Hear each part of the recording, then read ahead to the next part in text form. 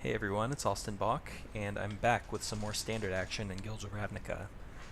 So last time I brought you guys a Grixis Burn deck, and if you watched those videos, you know that I wasn't really that happy with the deck. We went 2 and 3, I believe, and the deck just was more trouble than it was worth, so I shelved the project for now, and I moved right into this little number, which is more of a mono-red take on the risk factor variety.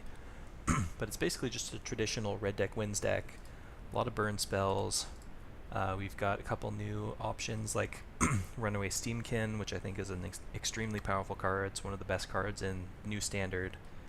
Risk Factor, which we explored last week, but in some ways is even better in this deck because it's at the top end of the curve rather than like the mid-game card advantage engine like in the other deck. But yeah, we're also playing with Flame of Keld. All 4 copies because this is a very good card in this deck.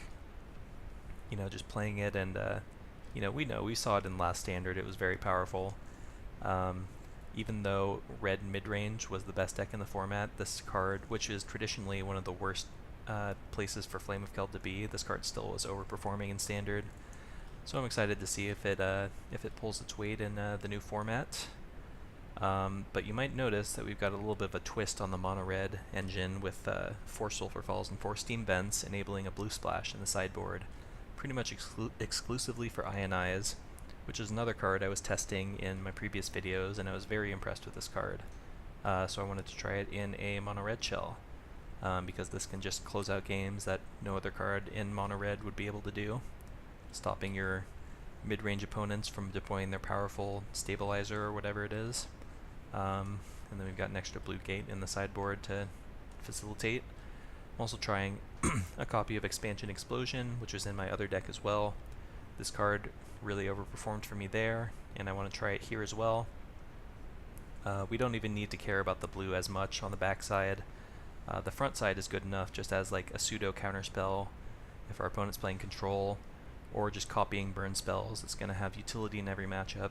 And occasionally we'll have a double blue and a bunch of mana late in the game, and we can explosion people out of the game.